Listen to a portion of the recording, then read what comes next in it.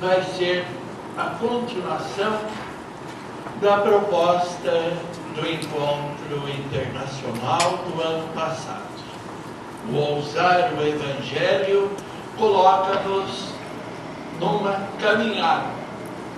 Seguindo o tema de reflexão para esse ano, nós vamos tentar refletir sobre o caminho da vida espiritual em casal. Eu sei que a maior parte de vocês já está quase terminando o livro de reflexão para este ano. Espero não repetir demais e queira Deus que eu possa trazer uma ou outra sugestão de reflexão para completar o caminho que vocês já fizeram.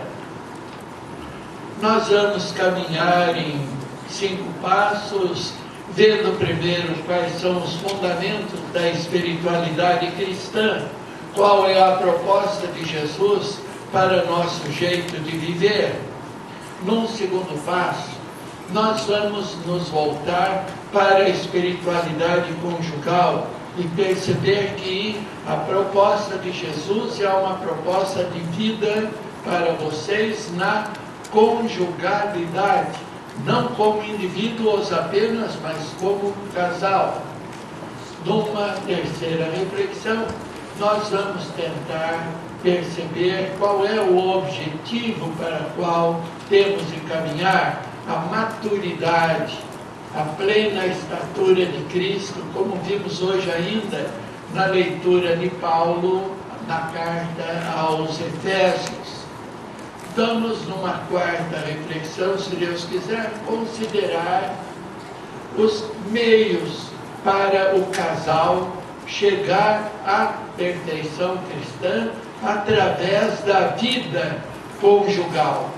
E no último passo, vamos olhar para a experiência da vida das comunidades, que são as equipes de Nossa Senhora, procurando ver qual é a proposta das equipes para que os casais sejam santos e sejam felizes, plenamente realizados, como homens, mulheres, filhos e filhas de Deus. A proposta do tema para este ano, como disse, é praticamente continuação da reflexão feita no encontro internacional. A caminhada do casal que tem coragem de tentar viver as propostas, as grandes possibilidades, as perspectivas novas abertas pelo Evangelho de Jesus. Vamos tentar fazer essa nossa reflexão, de tal maneira que possamos olhar para o passado, examinar o presente e planejar o nosso futuro. Eu começaria a reflexão lembrando o seguinte: nós precisamos de um sentido para a vida. Nós precisamos ter um objetivo que dê unidade a todos os nossos esforços. E podemos começar essa nossa reflexão constatando que todos nós queremos a felicidade, queremos realizar-nos plenamente, todos queremos ser felizes. E interessante, o maior pecado que nós podemos cometer é justamente não sermos felizes, porque Deus quer isso para nós. Tudo quanto Deus fez, Ele ordenou para a sua glória, a sua honra e para a nossa felicidade. Todos queremos ser felizes, mas todos nós também percebemos a distância entre esse nosso desejo e as nossas possibilidades. Nós somos fracos somos limitados, continuamente estamos falhando. E infalivelmente iríamos falhar se deixados apenas as nossas forças. São Paulo, na carta aos Romanos, no capítulo 7, do versículo 15 a 24, São Paulo lembra-nos essa nossa realidade, essa nossa triste realidade enquanto homens e mulheres, herdeiros de Adão e Eva e marcados pelo pecado. Paulo diz assim: eu não consigo entender nem mesmo o que eu faço, pois eu não faço aquilo que eu quero, mas aquilo que eu mais detesto. Se eu faço o que não quero, reconheço que a lei é boa, que a proposta de Deus é boa. O pecado mora em mim e ele me impede de chegar à felicidade. O querer o bem está em mim, mas eu não sou capaz de fazê-lo. Não faço o que quero, mas sim o mal que não quero.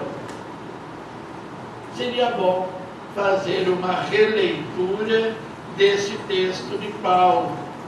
Nós, por nós mesmos, não temos possibilidade de chegar à felicidade, de praticar o bem, de praticar a justiça.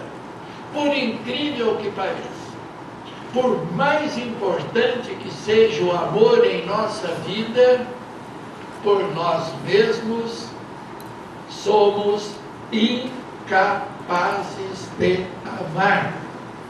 Por nós mesmos, todos nós somos escravos do egoísmo.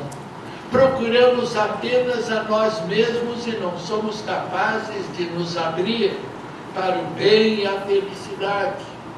Sempre que alguém quer o bem de outra pessoa, isso não está nascendo de suas próprias forças, mas é resultado da graça, da ajuda que vem de Deus. Nós precisamos da graça, da ajuda de Deus para encontrar o caminho da felicidade. E não apenas da ajuda, nós precisamos até que Deus nos faça compreender em que consiste para nós a felicidade. Sem essa iluminação que vem de Deus, nós somos influenciados pelo ambiente que nos cerca, pela nossa formação, pela nossa educação. Felicidade. Há tantas ideias sobre a felicidade, mas existe uma só felicidade, que consiste na prática do bem e consiste no amor. Nós precisamos que Deus nos oriente. Nós precisamos de uma orientação para encaminhar a nossa vida na direção da felicidade. Se nós olharmos ao nosso redor, vemos que no fundo, todo mundo está procurando felicidade. Mas há tantos caminhos falsos, há tantas ilusões. Nós, por graça de Deus, nascemos num ambiente cristão. Tivemos praticamente durante toda a nossa vida um contato com o Evangelho. E, de uma maneira ou de outra, somos influenciados pelo Evangelho. Ainda que nem sempre consigamos viver plenamente a proposta do Evangelho, temos ideia, temos conhecimento da proposta que nos é feita. Sabemos que na infância e durante algum tempo na vida, nós somos levados a viver o Evangelho pelo ambiente em que vivíamos. Mais cedo ou mais tarde, porém, Cada um de nós acabou tendo de tomar sua própria decisão, assumindo pessoalmente essa proposta do Evangelho. Proposta do Evangelho que vai nos levar a uma tomada de posição. Temos de ter um objetivo na vida. Temos de seguir a proposta do Cristo conscientemente, por livre escolha, ou temos de assumir uma outra proposta de vida. Sem proposta de vida será impossível a nossa existência. Santo Inácio, na orientação que ele dá para os exercícios espirituais, aqueles 30 dias de reflexão que tentam levar a pessoa a mudar de vida, ele fala de uma decisão que tem de ser tomada. Cada um de nós tem de escolher entre duas bandeiras. Temos a bandeira de Cristo e temos a bandeira de Lúcifer, do demônio. Santo Inácio era soldado, acostumado no campo de batalha a acompanhar os estandartes e as bandeiras que orientavam a caminhada da tropa. Por isso, ele usa essa comparação. Temos de escolher duas bandeiras, temos de escolher de que lado nós queremos estar. Cristo diz a mesma coisa, até com palavras mais simples, como está lá no capítulo 6 do Evangelho de Mateus. Vocês não podem servir a dois patrões. Tem de escolher entre um deles. Pois bem, na primeira reflexão proposta para este ano equipista, está exatamente esse convite, esse desafio. Temos de fazer a nossa escolha, temos de conscientemente orientar nossa vida a partir do Evangelho ou assumir uma outra orientação. No começo do século passado, havia um grande pregador, Padre Júlio Maria, tinha sido juiz de direito, ficou viúvo 2 vezes, acabou sendo padre. Ele percorreu grande parte do Brasil e há uma de suas pregações ainda no Rio de Janeiro que é impressionante.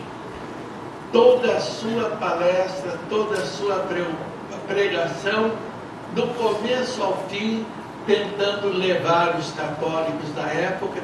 A igreja, naquele começo do século, estava passando por uma movimentação muito forte de renovação, tentando levar os católicos a tomar uma decisão na vida. Ele foi martelando várias vezes durante aquela preocupação: viva o homem marcado, ainda que a marca seja do diabo. Viva o homem marcado, ainda que a marca seja do diabo. Viva quem é capaz de tomar uma decisão. Isso é fundamental. Pois bem, com palavras mais delicadas, as equipes de Nossa Senhora estão fazendo a mesma proposta para os equipistas neste ano. Todos precisam ter uma orientação na vida.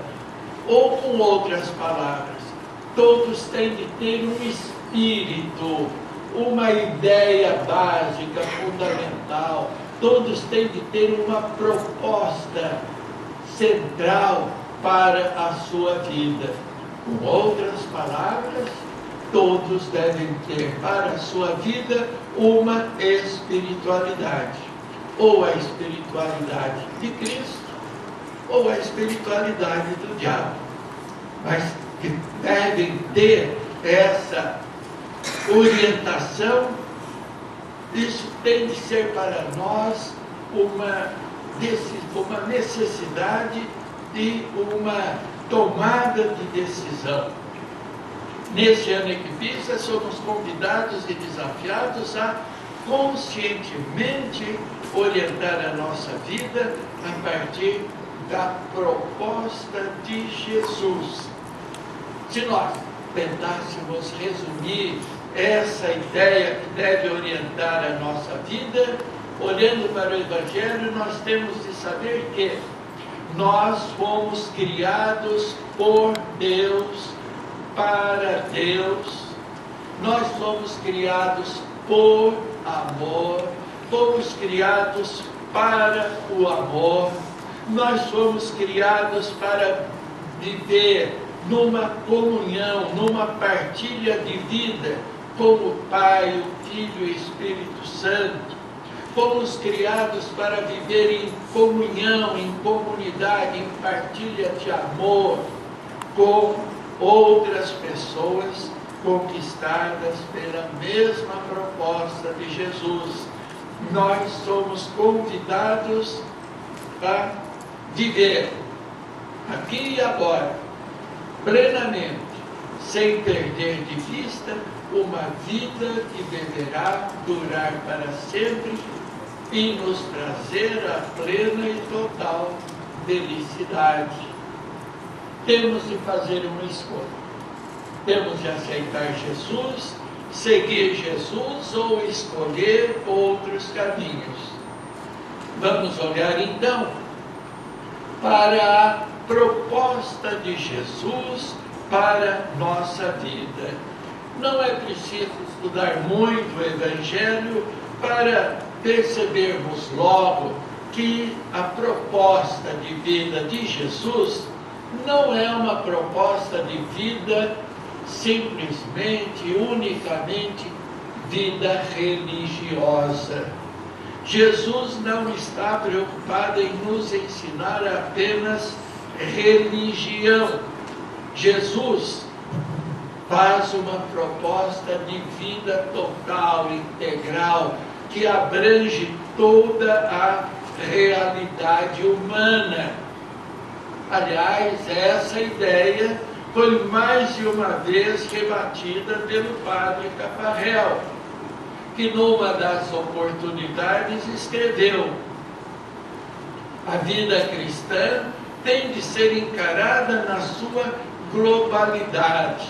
A vida cristã, a proposta de santidade e perfeição cristã, não se resume ao culto, não se resume no ascetismo. A proposta de perfeição trazida para o Evangelho não se resume apenas à vida interior.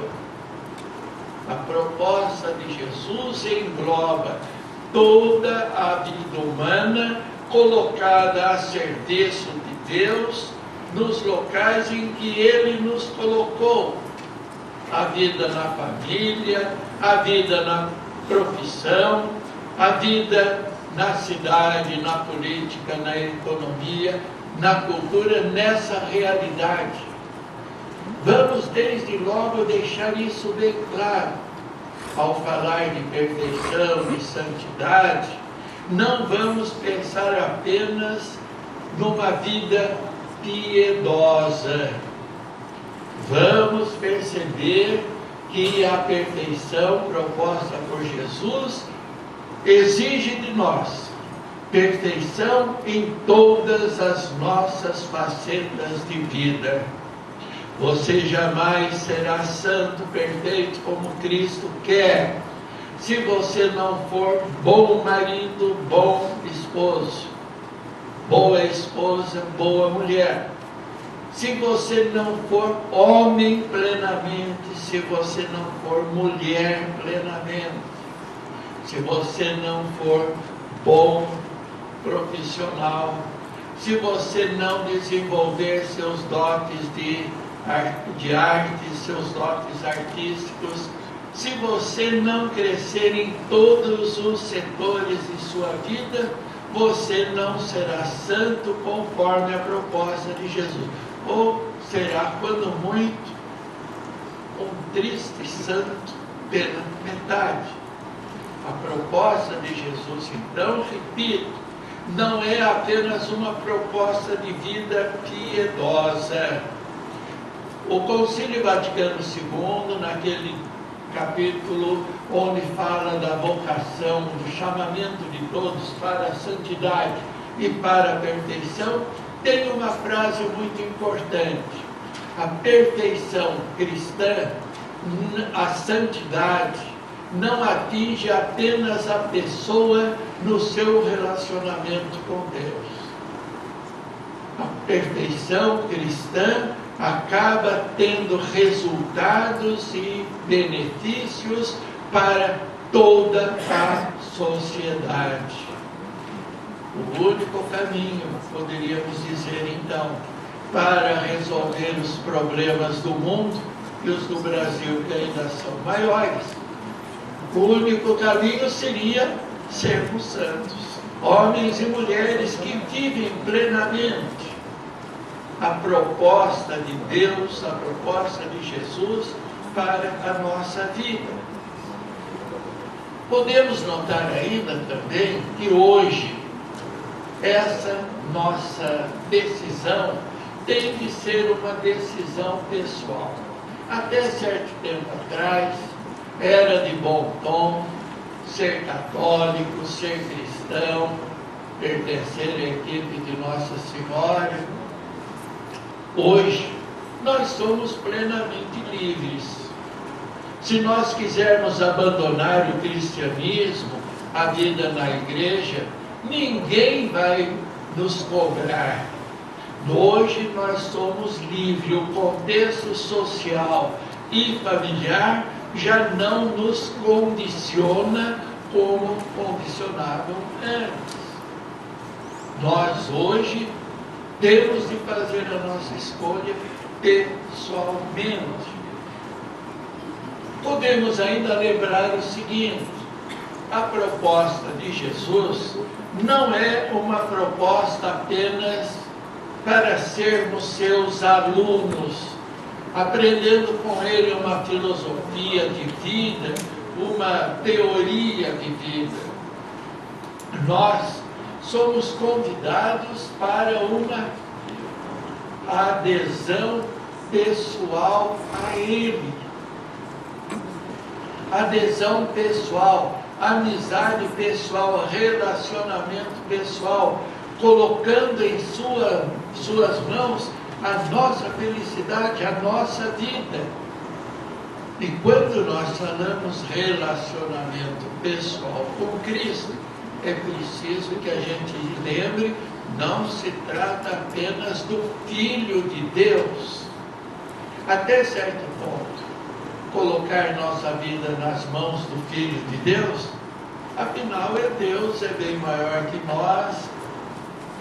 Acontece que Jesus é o Filho de Deus, Jesus de Nazaré, homem, gente como nós, que viveu numa determinada época. É nessa pessoa que nós temos de confiar. Ele se coloca como decisivo em nossa vida. Ou o aceitamos pessoalmente, ou para nós não existe possibilidade de crescimento e de felicidade. Jesus deixa bem claro para nós somos criados não apenas para esta vida, fomos criados para participar de sua vida divina, mas fomos criados também para viver esta realidade atual, este mundo atual com suas limitações, suas pobrezas. Nós somos chamados por Cristo para viver como filhos de Deus, não por nossa decisão, não por nossa força, mas apenas porque fomos transformados por Ele, elevados por Ele. Nós estamos unidos a Ele pessoalmente. Estão lembrados, no capítulo 15 do Evangelho de João, nós temos aquela comparação: eu sou a videira, vocês são os ramos, enquanto estiverem unidos a mim, estarão vivos e produzindo fruto, mas se separarem de mim, irão secar e morrer. Nós estamos sendo chamados a nos unir a Ele, ou melhor, aceitar que Ele nos una a si. Usando a comparação de São Paulo, nós precisamos deixar que o Cristo nos enxergue nele. Nós, diz Paulo, somos ramo de árvore má, que não produz fruto.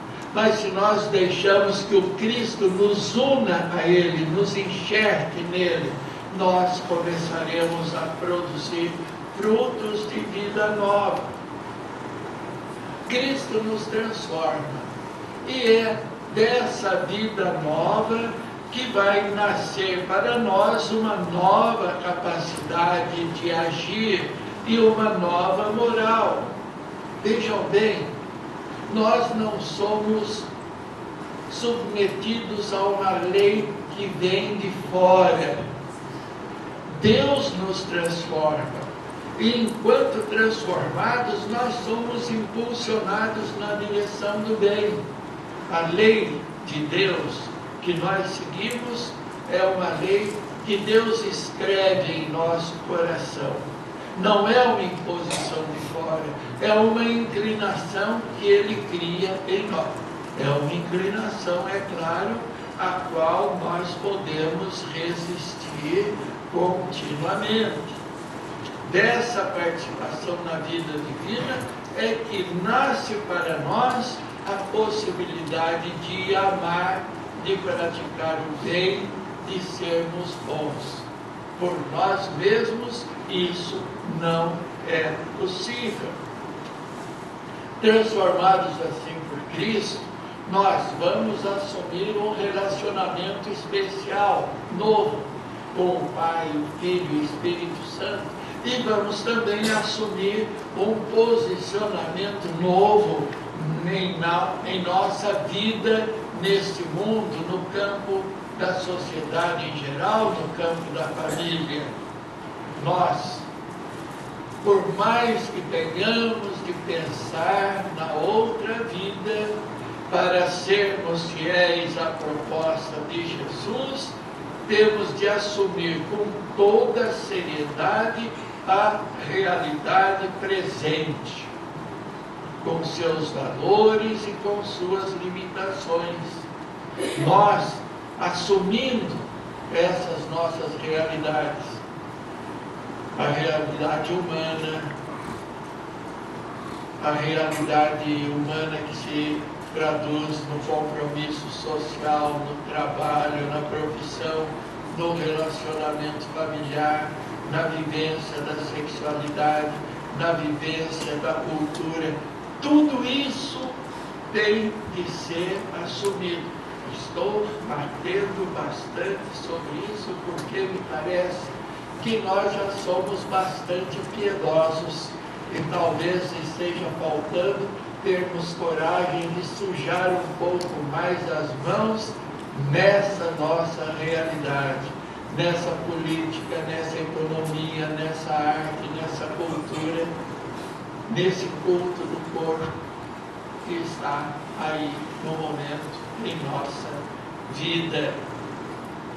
Nós temos de, como diz o Vaticano II, nós temos de trabalhar para a redenção da sociedade e da natureza, para que a natureza esteja sim ao nosso serviço, mas que não seja nossa escrava, sujeita aos nossos caprichos. Redenção da natureza, para que tudo seja respeitado neste mundo como obra de Deus e ambiente para a nossa casa, para a nossa vida nesse momento. Nós temos, conforme o Vaticano II, de assumir a proposta de Jesus para fazer a redenção da sociedade humana, libertando-a do pecado pela vida de justiça e de amor. Essa proposta de vida de Jesus tem ainda um outro aspecto. Convida-nos Jesus para uma vida nova de graça que abrange toda a nossa realidade, sim, mas convida-nos Ele para um crescimento continuado nessa vida nova. Eu vim para que tenham a vida e a tenham em abundância. João capítulo 10. Lá no Evangelho de Mateus, no capítulo 5, ele disse: sejam perfeitos como o Pai Celeste é perfeito. De novo, não vamos entender isso apenas no sentido espiritual, mas no sentido pleno de crescimento, evolução, realização de nossa realidade humana, chamada por Deus para uma perfeição maior. Jesus propõe que nós cresçamos sempre mais nessa vida nova que Ele nos oferece. O que significa isso? Significa tornar-nos cada vez mais participantes da vida divina, deixando que Deus tome conta cada vez mais de nós. Temos de desenvolver ao máximo as nossas possibilidades, os dons que o Senhor nos concedeu. É só lembrar aquela parábola de Jesus dos talentos. Deus vai cobrar de nós tudo, todos os dons que Ele nos ofereceu. Não vai perguntar apenas se você foi bonzinho e piedoso.